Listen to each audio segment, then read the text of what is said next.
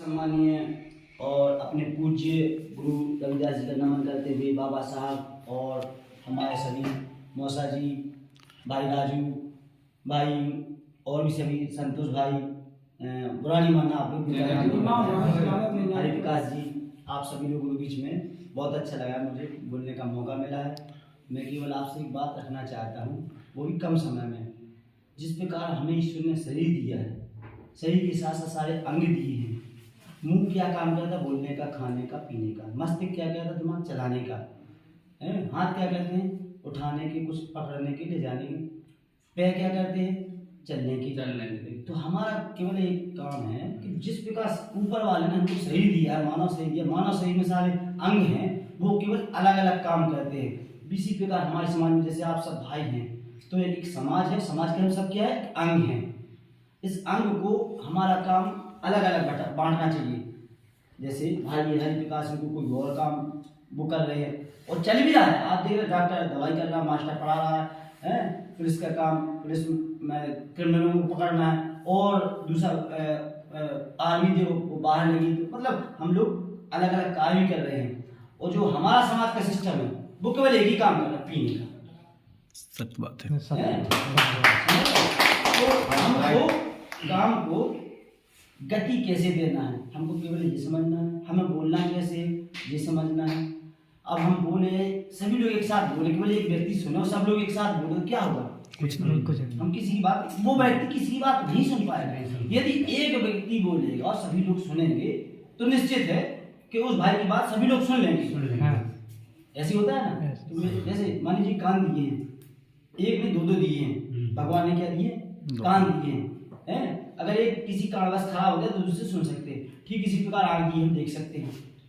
अगर हमारा ये खराब हो जाए तो हम दूसरे भी देख सकते हैं। तो हमारा काम तो चल रहा है।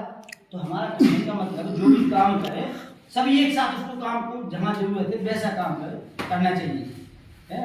अब जैसे बोलने का काम है, तो बोलने का काम अगर एक साथ बोलो सब लोग, मजा नहीं आएगा। वो उसी को एक साथ कैसे बोले? कोई गाने के रूप में या जयकारे के रूप में एक साथ बोले तो वो अच्छा लगेगा। समझ मेरी बात? तो क्या है, हम कहीं कहीं कोई बातें जब रखते हैं अपनी, तो बीच में ऐसे लगते हैं जैसे कुत्ता बिल्लिया आपस में टकरा रहे हो।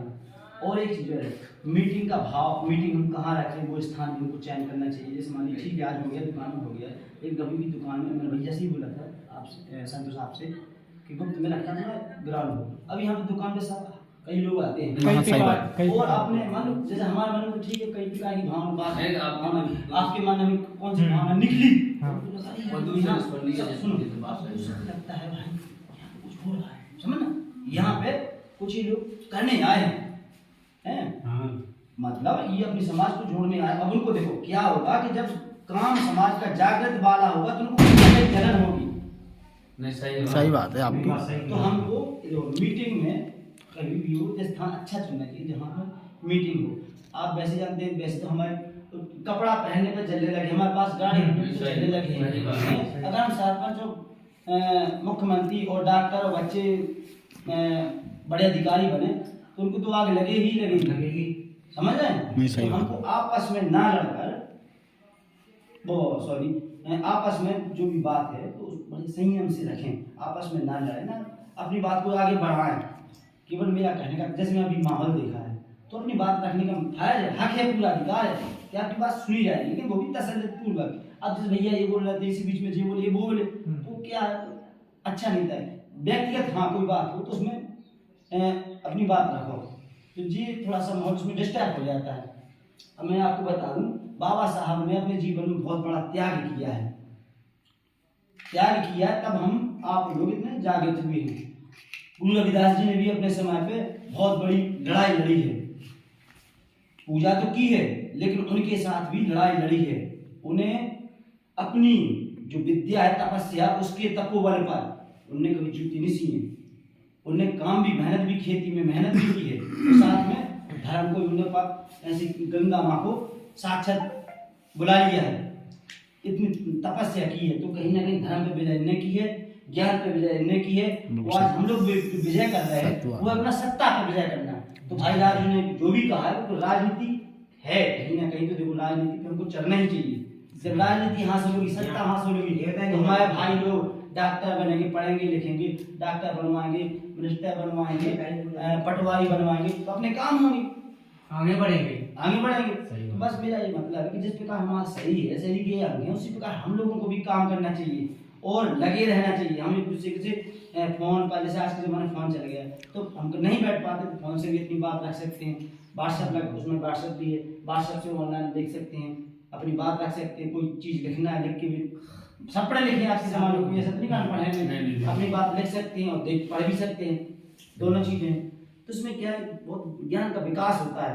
तो मेरा आप लोगों का केवल एक ही जोड़ने का उद्देश्य है कि हम सब लोग अपनी मन की बात, जो विचार भाव है वो रखें, वो बारी बारी से सुने और समझें, तभी हमारा एक समाज एक जागृति ओर दौड़ेगा। आज नहीं तो फिर कब? अगर हम आज नहीं तैयार हुए तो कब होंगे?